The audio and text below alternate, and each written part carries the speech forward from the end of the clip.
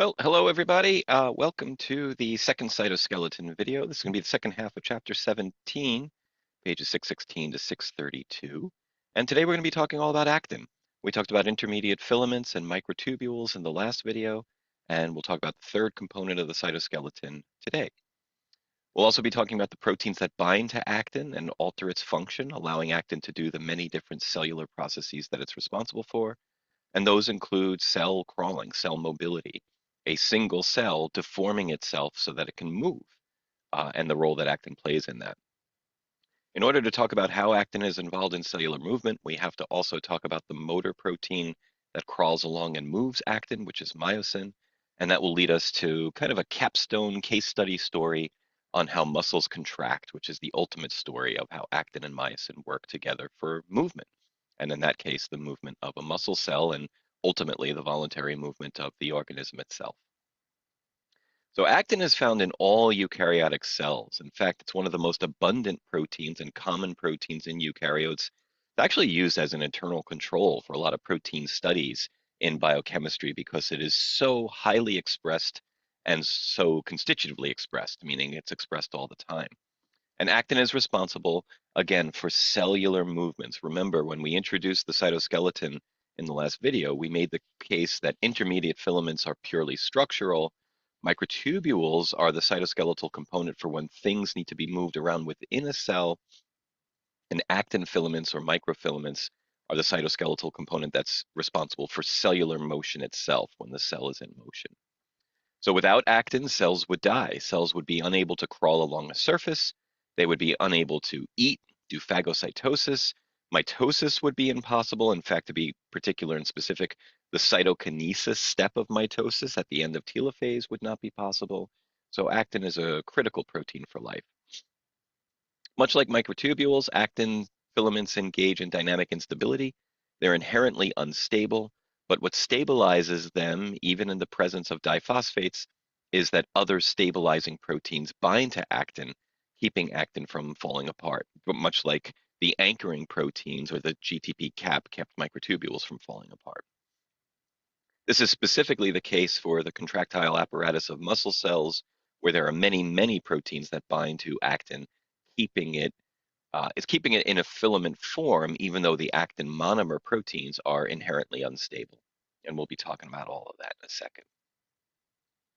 Actin-based cellular structures can be stiff and permanent, such as the cell cortex of most cells or the actin projections that keep villi on the surface of epithelial cells, specifically lining the small intestine intact. This actin is fairly static. It's stabilized. It's not going anywhere. But actin can also be temporary and dynamic, such as when cells are crawling, putting out a pseudopodia to sense the environment and see if we want to grow in that direction or move in that direction, or the contractile ring during cytokinesis of mitosis, where the cell is actually being split in two in real time. Whether actin is stable or unstable, whether it's dynamic or permanent, all depends on the actin binding proteins that are keeping actin in the form that it needs to be in for those processes. So actin and microtubules are by far much more similar to each other than either are similar to intermediate filaments. Again, intermediate filaments is kind of like the black sheep of the cytoskeletal family. They are very stable, inherently stable, no motor proteins on intermediate filaments, and they're purely for structure. Actin filaments and microtubules are much more for motion, whether that's intracellular motion for microtubules or cellular motion itself for the actin filaments. So let's talk a little bit about how actin filaments form.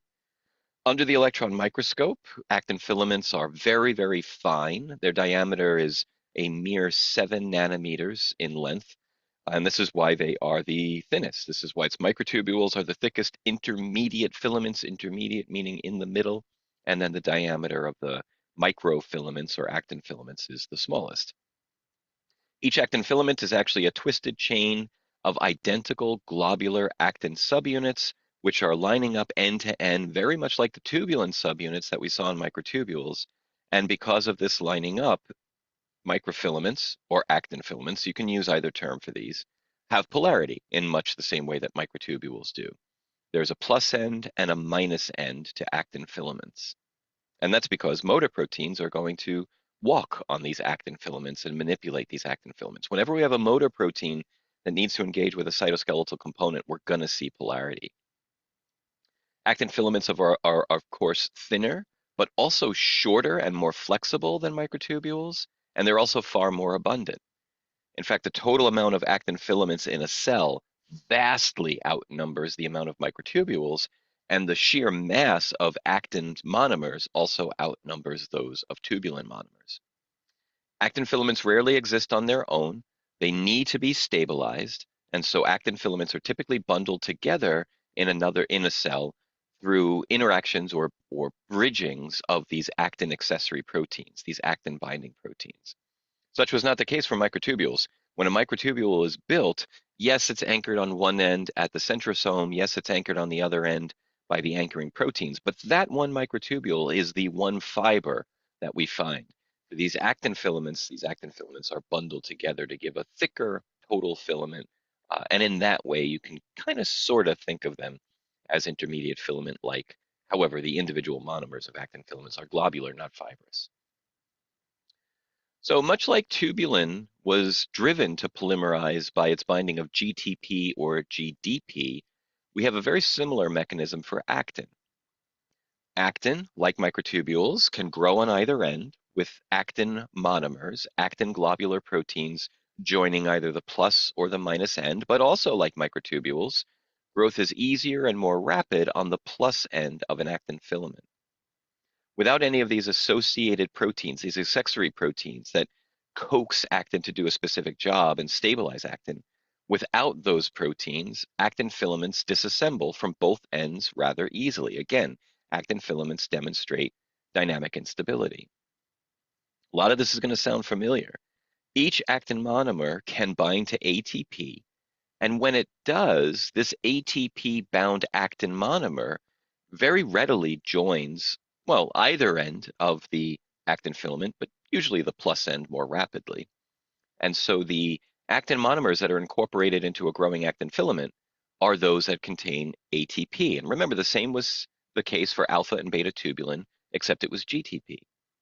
Very much like tubulin, actin is an ATPase. It can cleave ATP to ADP, and actin monomers that are bound to ADP, the diphosphate form, are going to have much less affinity for staying on that actin filament. Again, echoing the tubulin story that we talked about in the last video. So once actin cleaves ATP to ADP, the ADP holding actin is going to have a reduced strength of binding for the filament, and this promotes the instability, the depolymerization of the actin filament. The similarities continue.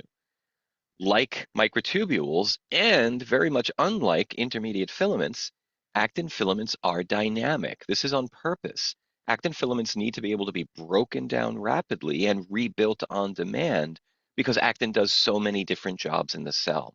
I'll use the same analogy or the same example, I should say, that I used for microtubules in the last video. Actin needs to do one thing for a cell that's in G0, G1 of the cell cycle, and we'll be talking about the cell cycle in the next video. Yeah, in the very next video. But prior to mitosis, actin is, at least one of its jobs is forming the cell cortex under the membrane. But during mitosis, actin needs to form the contractile ring in the center of the cell at the metaphasic plate in order to pinch one cell into two and drive cytokinesis. So actin does one job in a non-mitotic cell and it does another job in a mitotic cell. The same was true for microtubules. And because of that split duality of role, depending on where in the cell cycle a cell happens to be, actin needs to be rapidly disassembled and reassembled for these different purposes. Yes, this is hugely energetically costly because we're burning an ATP every time we essentially add an actin monomer to the growing end of an actin filament. But that's the price you pay for the necessary dynamic instability. Actin needs to be able to be broken down on demand and rebuilt, and that's going to come at the cost of burning ATP. Actin filaments, once they're made and once they've cleaved their ATP, are only going to stably persist in isolation for a few minutes. They're going to break down soon after that as all of the actin monomers are bound to ADP, unless one of these accessory proteins binds to actin, modifies its properties, and stabilizes that actin. So it all comes down to those actin binding proteins. They drive the stability of actin. Actin, incredibly, this one protein makes up 5% of the total protein mass in any given animal cell. In fact, actin is usually the most abundant protein in a cell. Half of that actin is embedded into filaments that are stabilized by binding proteins, and half of the actin is actually intentionally free monomers, ready to be built on demand. And this means that unlike tubulin, the concentration of free monomers of actin is actually always quite high. Most of the alpha and beta tubulin in a cell is either engaged in a microtubule or is being added to a growing microtubule. Not so for actin. Half of all actin monomers are intentionally free. And when I say intentionally, I mean by a mechanism. There are small proteins in the cytoplasm whose job it is to bind to actin monomers and intentionally block those monomers from one, binding to ATP, and then two, joining a growing actin filament. These small actin binding proteins regulate actin filament polymerization. That's their job. Essentially, they keep some actin monomers free and in reserve for when actin is suddenly needed for some other cellular process. So this is like an actin savings account where free actin is kept in reserve for an on-demand process that might require cellular motion. When some signal is received by the cell, and you might ask, well, how would a cell receive such a signal, Dr. M? I'm so glad you asked. Maybe through a G protein coupled receptor, maybe through an enzyme linked receptor, such as a receptor tyrosine kinase. So when the cell senses that something is going on in its environment through these chemical cues that are binding to receptors, and the cell needs to move or change its shape in response to that signal, then those free monomers will be released by their binding proteins. They'll leave the reserve, they'll bind to ATP, and they'll be rapidly used to form some new actin filament that gets the cell to respond to that signal. So when new actin filaments are needed, those free actin monomers are released from their binding proteins, and then they can immediately bind to ATP, the actin monomers can, and be part of a new filament. Now, that's a rare example, these monomer binding sequestering proteins. Most actin binding proteins are actually binding to already polymerized filaments. Here's a small example of all of the different kinds of actin binding proteins. We see here are the sequestering proteins. These are the proteins that bind to the actin monomers that I was talking about in just a second, and this would be the reserved savings account of actin monomers needed for a rapid on-demand polymerization later on. But there are also actin bundling proteins, proteins that bundle actin into longer fibers, thicker fibers that are capable of doing a more structural job. We'll see examples of that in just a second. We have the anchoring proteins that crisscross and cross-link actin into a meshwork, allowing actin to become the cell cortex of most animal cells. Remember, spectrin was the specific example of the cell cortex protein for red blood cells, but most cells' cell cortex is made of actin, and it's actin binding proteins that interlock these actin filaments into a mesh and help it adhere to the cell membrane. There are also filament severing proteins, proteins whose job it is to not just bind actin, but cut long actin filaments into much, much shorter filaments. And in fact, these shorter filaments are dissolvable, they're aqueous, and this converts actin into a more like gel-like state. So one of the ways that the cell can regulate the viscosity of its cytoplasm is by cutting actin into small pieces and thickening that cytoplasm. And actin can be bound by motor proteins that are going to pull on that actin, and by pulling on actin, drive cellular mobility, make the cell change shape or move. That'll be a big part of the story we tell in just a second. Again, this is just a smattering of actin binding proteins. There are many, many more, but it gives you a sense of the many dynamic roles that actin filaments are involved in, and more importantly, the fact that actin itself really has no control over its role. The role that actin takes in any given cell is dictated by these binding proteins that coax actin to do that job. So let's talk about a few of the specific things that actin does. First, its role in the cell cortex.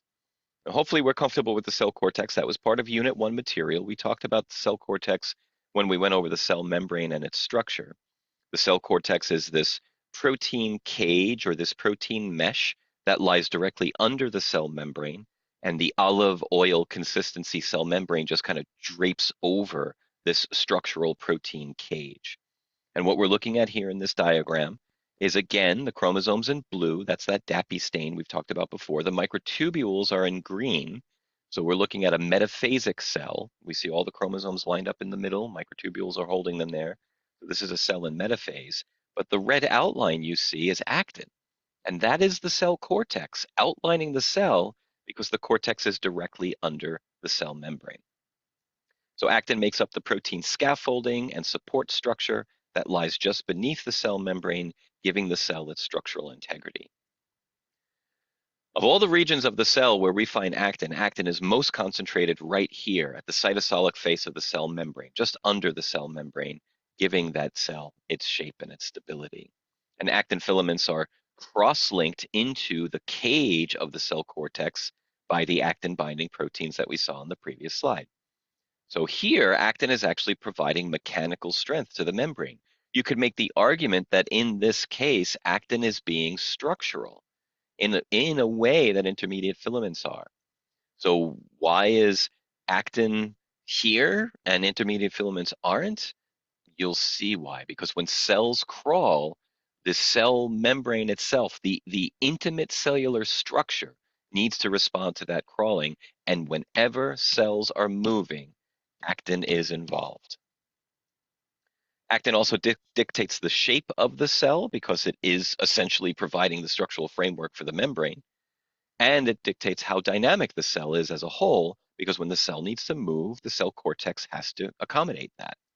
In fact, it is definitely the rearrangement of the actin that makes up the cell cortex, the ability of that actin to disassemble and reassemble that drives the cell's ability to crawl, that drives the cell's ability to change its shape, move, etc.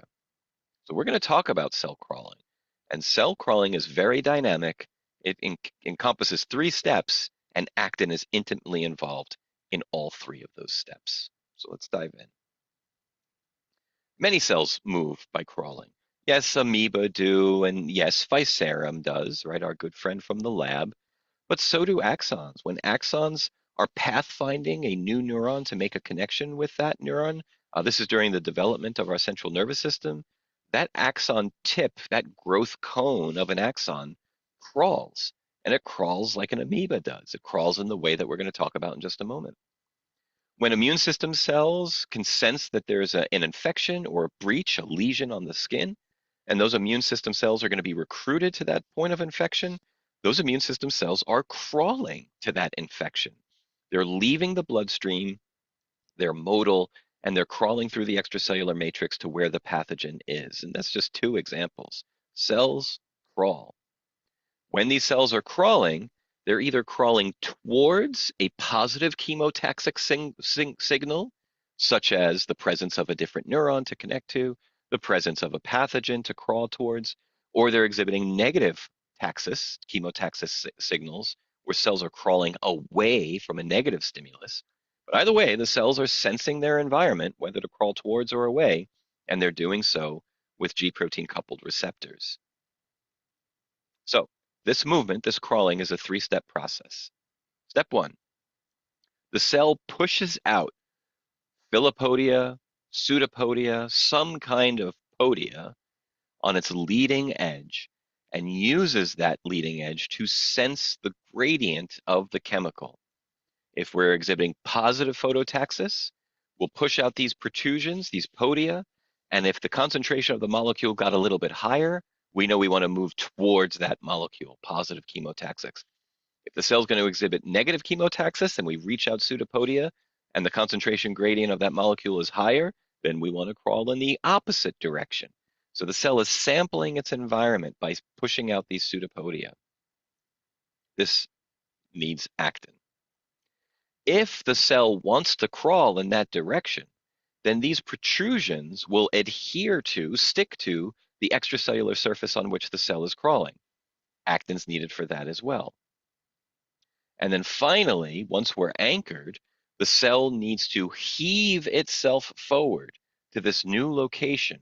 So the body of the cell needs to be drawn forward and basically fill in this empty area here, crawling forward like an inchworm. And that's the third step. And actin is involved there as well. So we reach out to sense, actin's involved. We anchor down if that's a direction we want to move in, actin's involved. And then we inchworm heave ourselves forward to that new anchor point, taking one cell crawling step in that direction. So again, all three of these processes involve actin. All three of these processes involve actin in different ways. And so let's dive in a little bit more and see how actin is involved. The first step, the reaching out of the podia, is driven by new actin polymerization. We're going to make new actin fibers or filaments in order to deform the cell membrane and do this. The first part of that is making lamellipodia. Lamellipodia is the pushed out membrane without any projections. So if I'm looking at my hand, right now I've got my hand splayed, so my fingers are straight out. This would be a cell, and you can do the same. Put your hand in front of you, splayed out. This would be a cell right in the middle of crawling. Your fingers represent the pseudopodia. That's going to be the sensing and anchoring points. The webbing, the palm of your hand, is the lamellipodia, where the cell has stretched out its membrane, and the cell is quite thin at this stretched out point, but there are no projections. So to make the lamellipodia, the cell makes a cortex-like structure or meshwork of actin and just deforms the entire membrane outward. The actin that's involved here is oriented so that most of the filaments have their plus end near the cell membrane. So here's the palm of your hand, the thin, outstretched, but sheet-like projection of the cell membrane. That's the lamellipodia. The body of the cell is behind even that. You can think of the body of the cell as your wrist in your own analogy.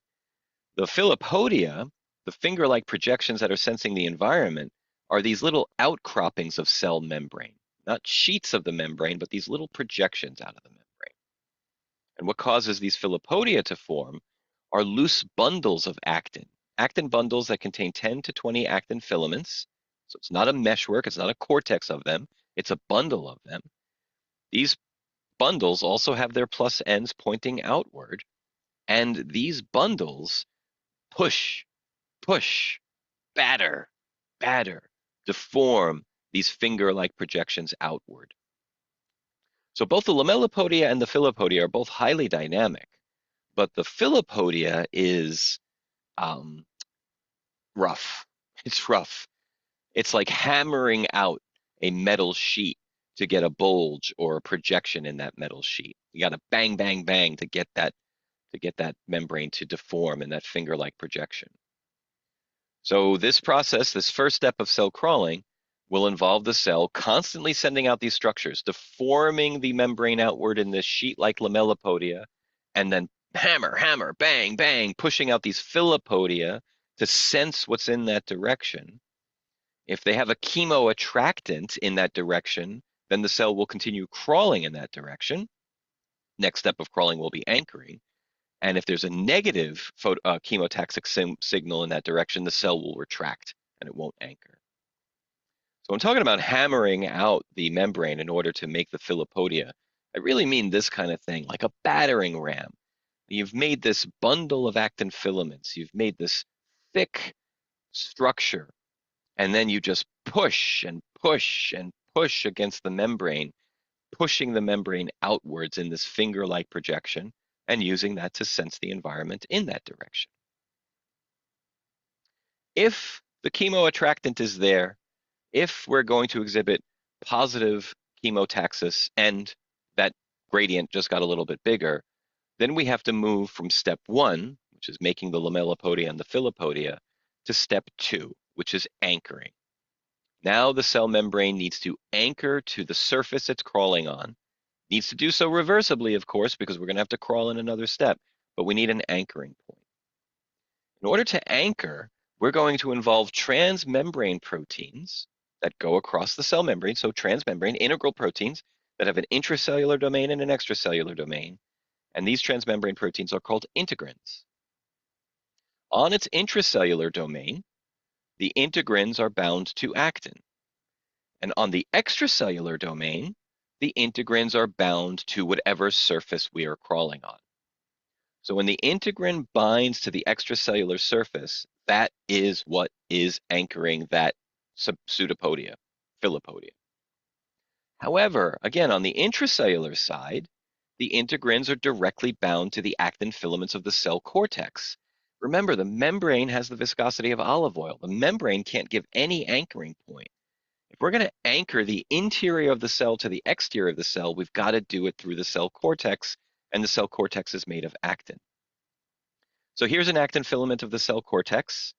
We can see there's a bridge protein here, but the actin of the cell cortex is interacting with an integrin. The integrin is spanning the cell membrane. And on the extracellular side, the integrin is binding directly to some molecule on the surface on which this cell is crawling. The cell is anchored with integrin bridging the cell cortex to the crawlable surface. So that's what integrin is doing. It's bridging actin to the surface that's being crawled on.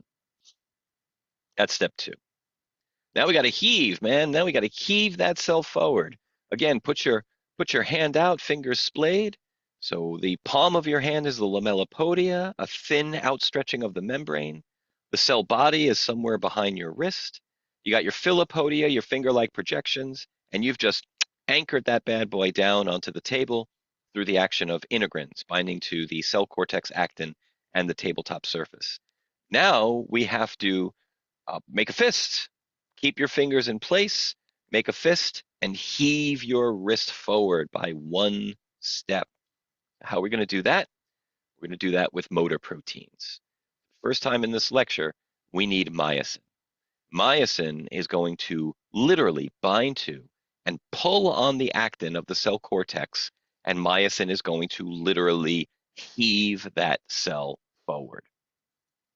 So that's the third step. I'm not going to go into the third step in any detail here in this context because, and frankly, to do so, we need a whole lot of background on how myosin works, what myosin does to actin. So most of the rest of this video is focusing on myosin and actin working together. But again, put a pin in that. How this third step happens is myosin grabs onto the actin of the cell cortex and literally pulls that cell cortex forward towards the lamellipodia and the filopodia.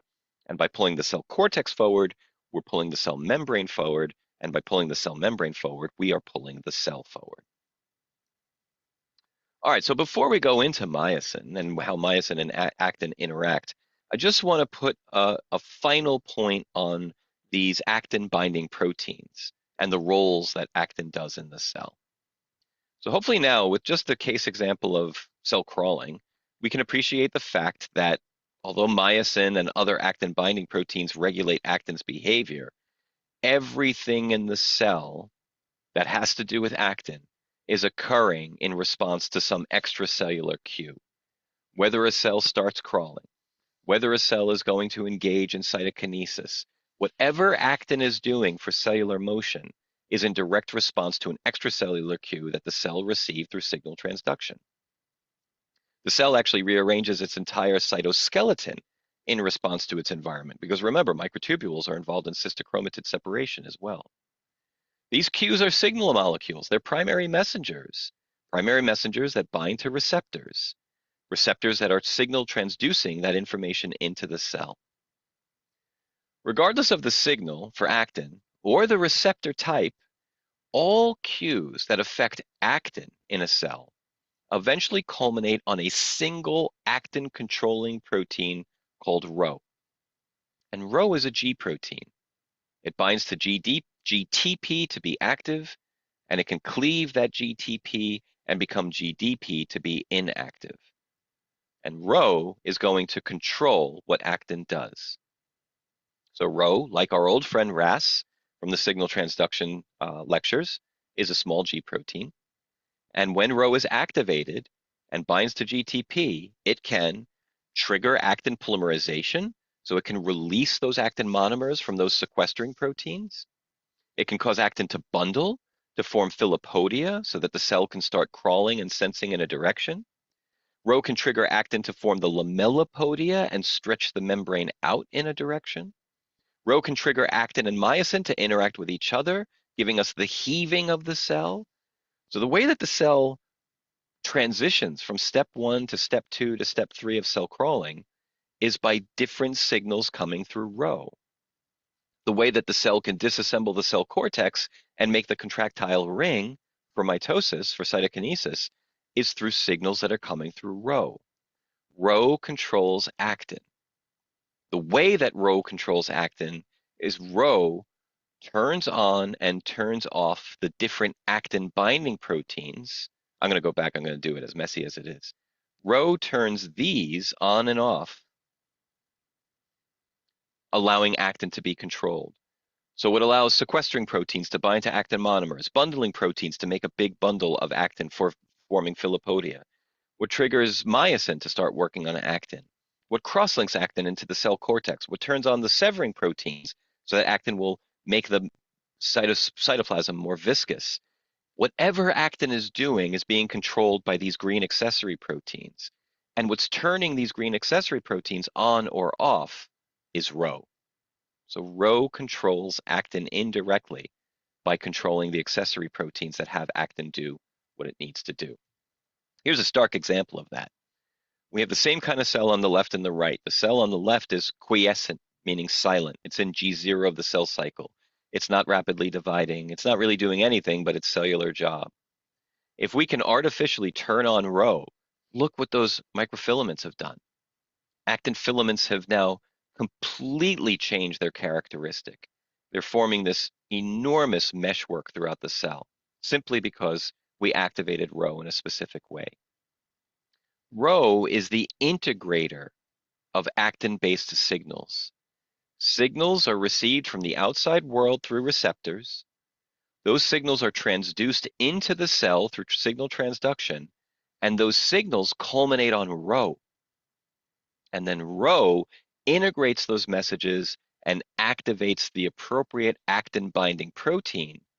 And that actin-binding protein is going to change the shape, movement, or function of the actin, and thereby change the shape, movement, or function of the cell. These intracellular cues, these second messengers, include information on the cell's size. Is it time to divide? The cell's health. Are we starving? Do we need to find food? The cell's readiness for division. Do we want to start breaking down the cell cortex as we head into mitosis? All of this choreography, this coordination, is happening through signal transduction that culminates on Rho.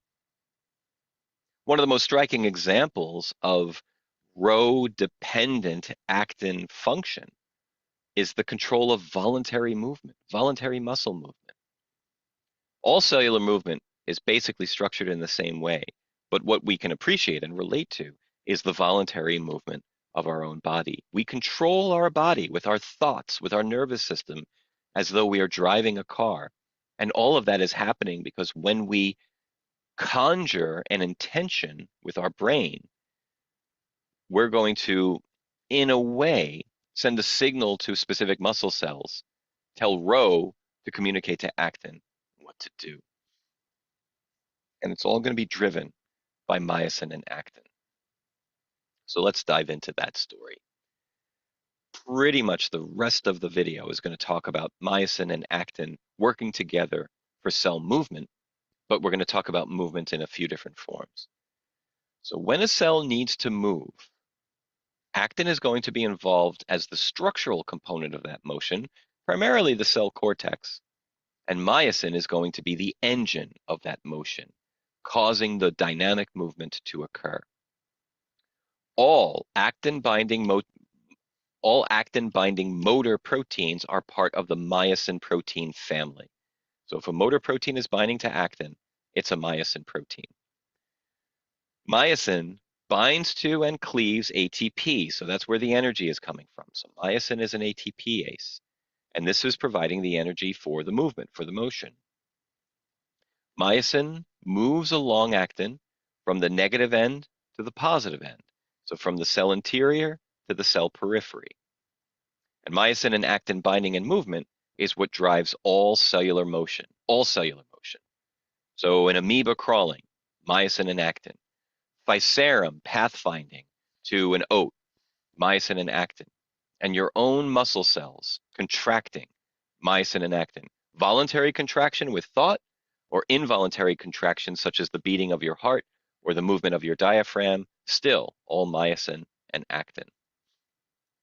Myosin 2 is the major myosin protein that's found in muscle cells. We'll talk about myosin 2 in just a second. And myosin 1 is found in all cells because all cells need to, at some point in their life, change their shape and be in motion. All cells need to have the capacity to divide, but at the very least, all cells need to be able to make a contractile ring during cytokinesis. And so that's actin in motion. You need myosin 1 for that. Myosin 1 is a little bit simpler, so we'll use it as our test case, and then we'll close out the lecture by talking about myosin 2 and voluntary motion. Myosin 1 is made up of a head domain and a tail domain. The head domain of myosin binds to the actin directly, and the tail domain binds to some other structure or anchoring point. The head domain of myosin is also the ATPase domain, the area of myosin that cleaves ATP to ADP. Because the tails need to be versatile to bind to different things, the tails differ quite a bit between different specific myosin 1 proteins. And it's the tail, again, that's going to bind to what we can think of as the cargo. And in fact, that's true.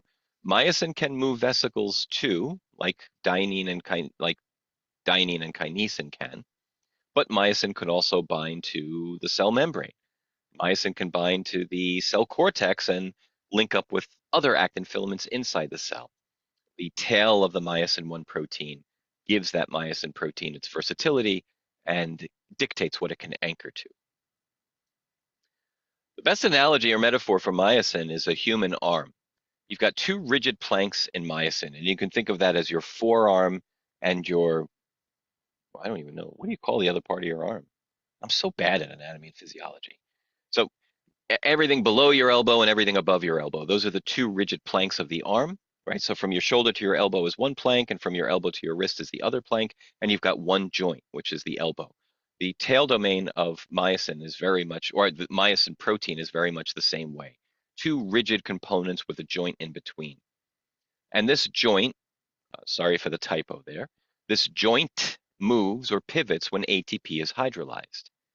When ATP is being hydrolyzed, the lever arm, and that's what we call it for myosin, we call it the lever arm, protrudes straight out from the head domain. So myosin is as straight and stiff as it gets.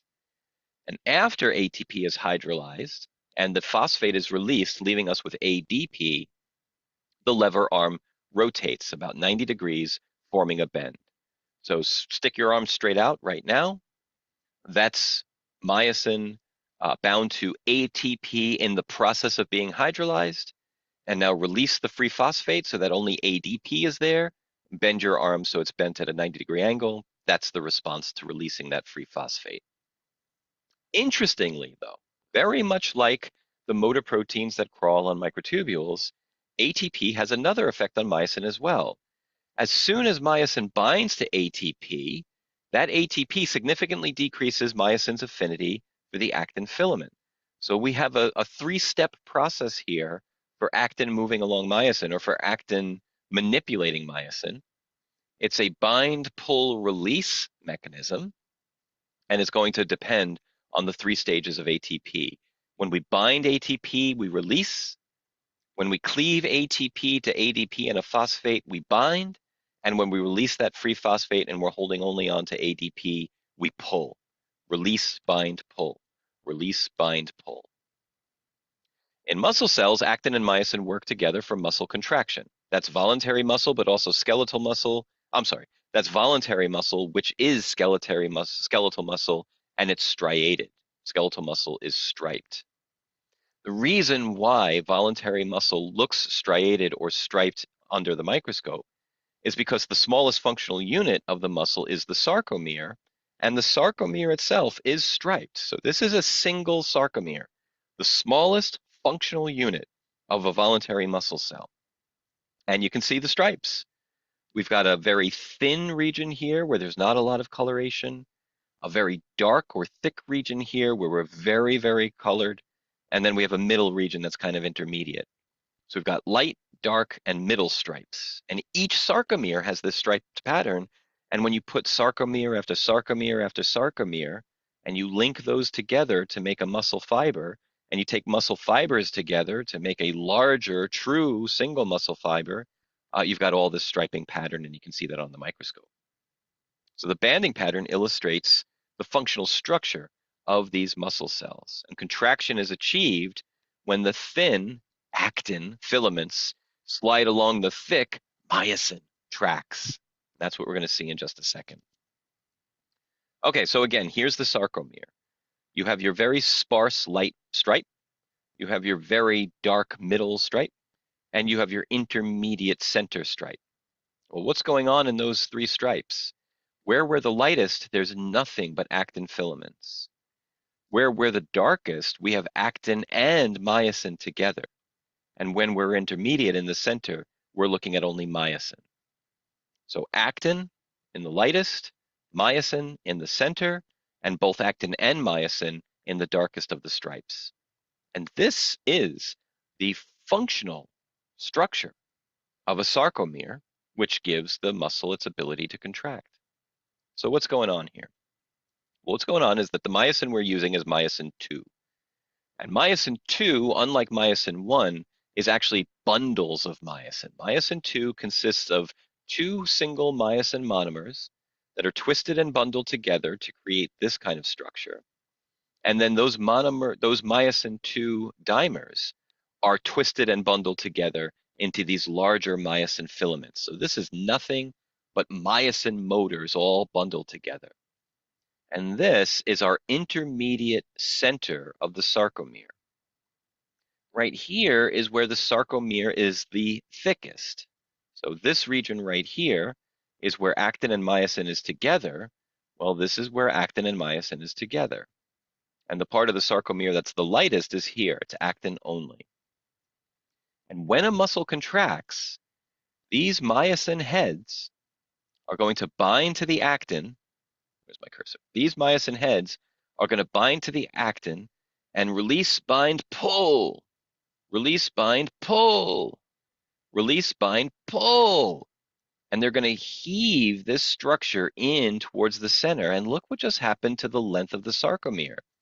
We went from this long length to a contracted length.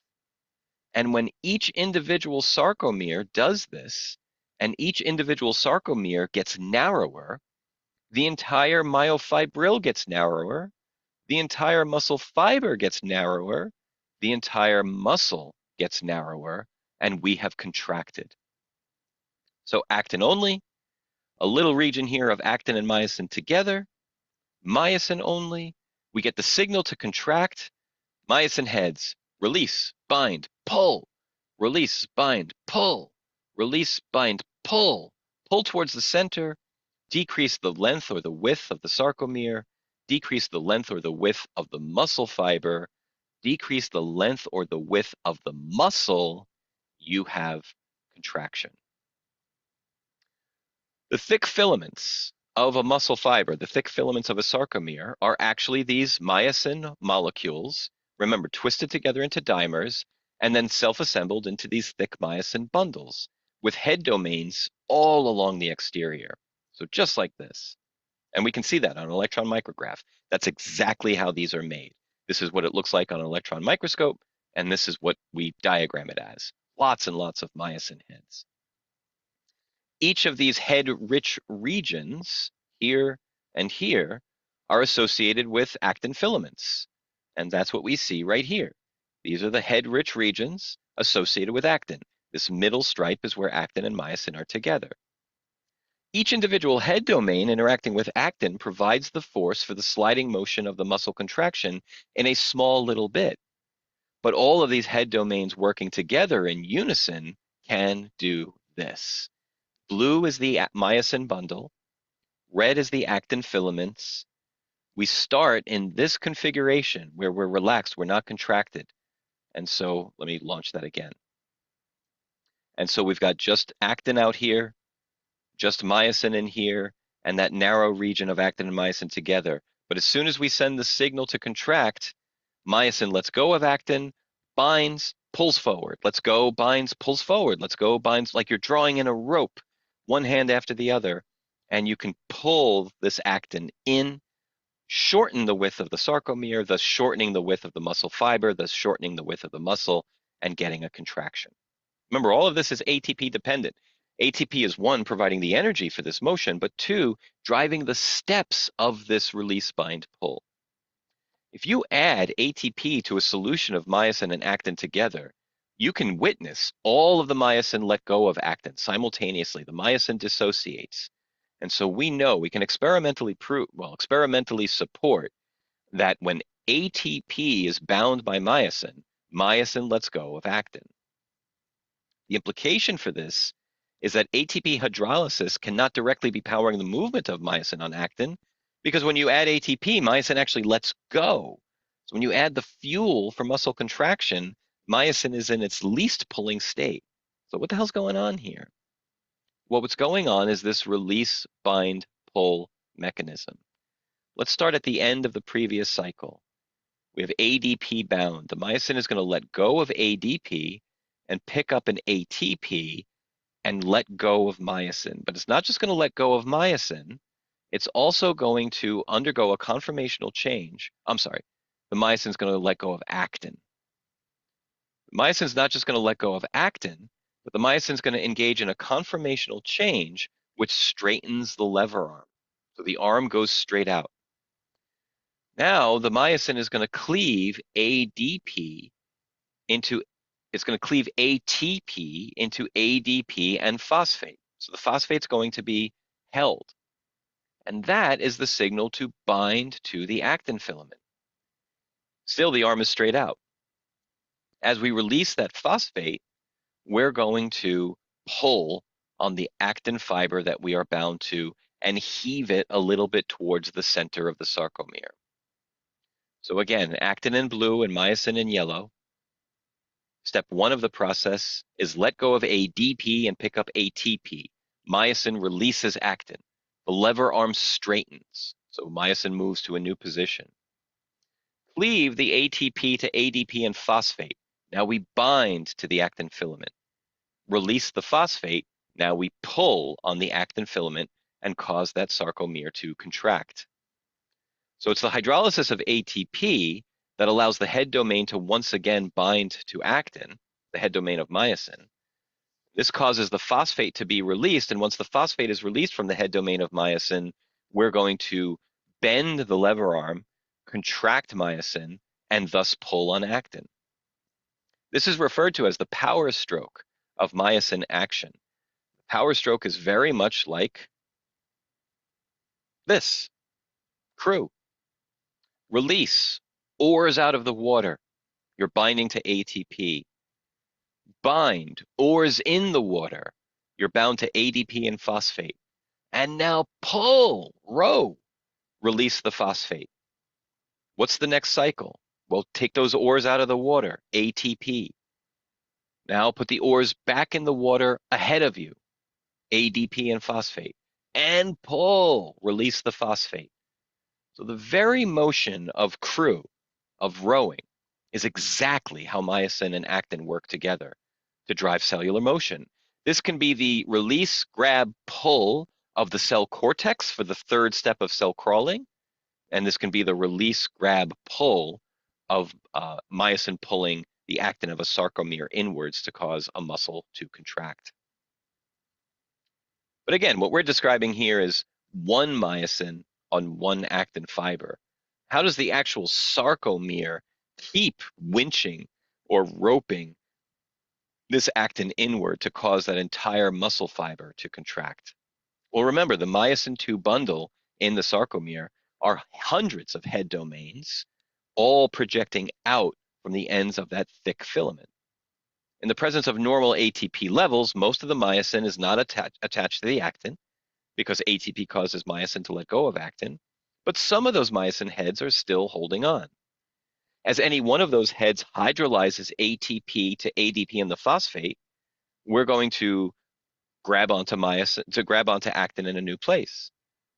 And then as we release that phosphate, that one myosin head is going to pull on that actin a little bit, but there are hundreds of other heads and different stages of ATP hydrolysis that are in different stages of the release bind pull mechanism.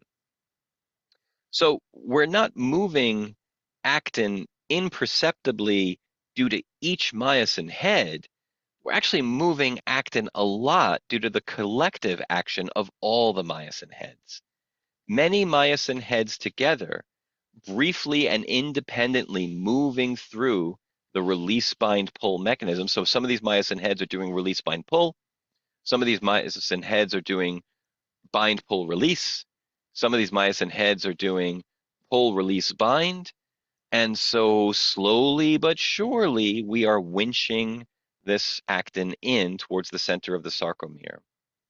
So here's where the crew analogy actually falls short, because in crew, all of the rowers in the boat are synchronized. It's all oars out of the water at the same time, all oars in the water at the same time, and row at the same time. What's actually happening in the sarcomere is much more like this, crowd surfing. At any one time, some of these people have their hands on the crowd surfer, keeping them supported. So we can think of them as in the ADP and phosphate form. Some of these individuals have just pushed the crowd surfer and they're letting go, being ready to push again. They just bound to ATP. And some of these people in the crowd are in the process of actively pushing the surfer forward. They've just released the phosphate. But if all of them were to synchronize, if all of them were to say, okay, let's all bind to ATP now, they would all let go of the crowd surfer and the crowd surfer would fall. We would just completely dissociate from actin. The crowd surfer is actin, of course, in this analogy. So by having them out of sync, we actually have more redundancy and more safety. But the fact that they're out of sync doesn't mean they cancel each other out. Still, we can get this crowd surfer moving in a positive direction. But the crowd surfer is always supported by at least some of those hands because everyone is doing their action out of sync with each other. That's exactly how actin and myosin work together in the sarcomere. So this movement for contraction is of course regulated and controlled by nerve impulses, especially for striated voluntary muscle. Right? Again, if you put your hand straight out and now make a fist, you did that. You conjured that fist. And as long as you don't conjure to splay your fingers out again, your hand is going to stay a fist. Like you're never worried that, oh, my hand might open and I'll let go of what I'm holding on. No, your hand does what you want it to do because you are regulating and controlling those muscle contractions via nerve impulses. So how does that work? Well, the main driver of voluntary control over muscle movement comes through two proteins, one called tropomyosin and the other called troponin. When a muscle is inactive and it's just staying in whatever state we left it in, tropomyosin is actually coating the actin and blocking the interaction between myosin and actin. And so tropomyosin is keeping myosin away from the actin. When we conjure a thought and we send a neurological signal to a muscle for that muscle to react, we are going to have calcium be released in the muscle fiber. As the neurotransmitter from the neuron drips onto the muscle fiber, that neurotransmitter is going to cause intracellular stores of calcium to be released. What does calcium do? Calcium binds directly to troponin. So it's troponin that binds to and senses this calcium, and then troponin is going to pull tropomyosin out of the way, allowing myosin and actin to interact in the muscle contraction to occur. So I'm going to show you this amazing animation here, and we'll talk you through it. But here's the legend for the animation. We've got the myosin complex. Here's myosin with ATPase activated. So the lever arm, the joint of the lever arm is right here at the bend between the head group and the arm itself. And we're going to see this in motion as we cycle through release bind pull, ATP, ADP phosphate, ADP alone. Actin is going to be this yellow rope of globular proteins. Tropomyosin is the blue protein. Troponin is this purple protein. ATP is going to be cycling through its three forms, ATP, ADP, and phosphate, ADP alone. Calcium is going to bind to troponin and pull tropomyosin out of the way, and don't worry about magnesium. We didn't talk about its role here. We've got enough on our plate. So let's see this in action. Let's watch this animation in a few different ways. First, let's just focus on the myosin. If you watch myosin, you'll see that when the green ball binds to myosin whole, that's ATP, the myosin head releases from actin. When we cleave that ball to ADP and phosphate, we bind to actin. And when the phosphate is released, we pull. So release, bind, pull, release, bind, pull, release, bind, pull. ATP, ADP, and phosphate. I can't speak that fast, but you get the point. The only reason this is happening in front of us and this individual, whoever's having this thought, is getting this voluntary muscle contraction is because tropomyosin is being pulled out of the way. We can see that right here, that tropomyosin is being pulled out of the way. Well, what's pulling tropomyosin out of the way? The purple troponin. You can see the troponin rolls and gets the tropomyosin out of the way. Why is troponin rolling? Because calcium, the yellow ball, is binding to it. So a neuron is releasing neurotransmitters onto this muscle fiber. The result of those neurotransmitters is calcium is being released in the muscle fiber. That calcium, in response to the thought we had, is binding to troponin, and troponin is rolling and dragging tropomyosin with it and pulling tropomyosin out of the way so that myosin can do its thing. Release, bind, pull, release, bind, pull, release, bind, pull. And you get your muscle contraction. When you don't want that muscle to contract anymore, you stop conjuring the thought, which means the neurotransmitters are no longer released, which means calcium is no longer in the cell, which means troponin lies still, tropomyosin lies still, and tropomyosin directly interferes with myosin's ability to bind to the actin, meaning you don't get a muscle contraction. So this is a single myosin working on a single actin polymer. Again, think of the myosin bundle doing this in that crowd surfing way, and you can shorten every sarcomere, shorten every myofibril, shorten every muscle fiber, and shorten the entire muscle and get a muscle contraction. All happening due to the voluntary release of calcium, and that calcium binding to troponin, troponin shifting its position and pulling tropomyosin out of the way, and with tropomyosin out of the way, the actin filament is exposed and myosin can do its thing.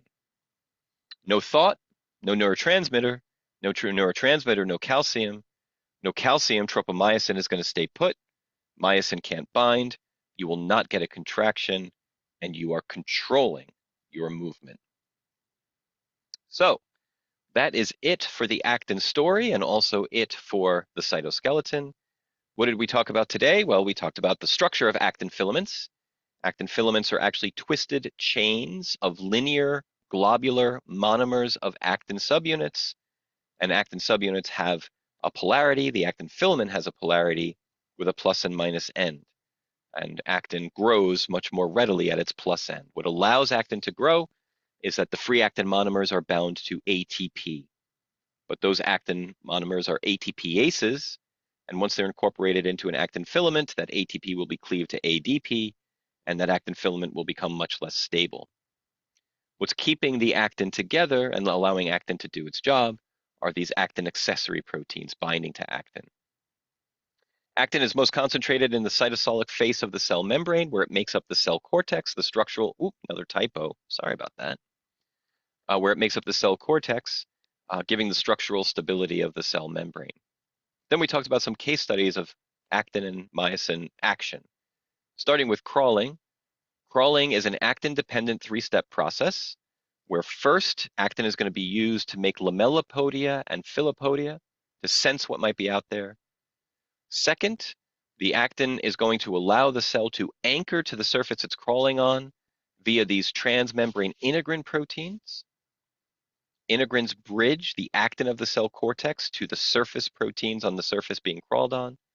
And then we get myosin involved. Myosin's going to grab onto that cell cortex and release, bind, pull, release, bind, pull, release, bind, pull, and heave that cell body forward towards the anchoring point. How does that release, bind, pull mechanism work? Well, to release, ATP is bound by the myosin head. When the ATP is hydrolyzed to ADP and phosphate, we can bind to the actin. Myosin had its lever arm stiffened by that third phosphate. And then once we release the phosphate, we're going to go into the power stroke. That's the heave or the pull part of the cycle. In muscle, there are hundreds and hundreds of myosin head groups bundled together And they all sum up in this crowd surfer kind of way to a lot of actin motion towards the center of the sarcomere, thus contracting the muscle. But in at least voluntary muscle, the muscle contraction can be controlled through the nervous system, and that control is occurring through tropomyosin blocking actin-myosin interactions until troponin binds calcium to pull that tropomyosin out of the way, and that calcium was only present in response to the thought you conjured to have that voluntary motion occur. All right, so thank you, of course, for watching. The dialog box will pop up in just a second for you to let me know what you'd like to review in class on this material. And just to give you a heads up, we're entering our second to last week of material next week, where we'll be talking about the cell cycle and mitosis through a cell biology lens. So until then, again, thank you so much for your attention and for watching, and I'll see you in the classroom.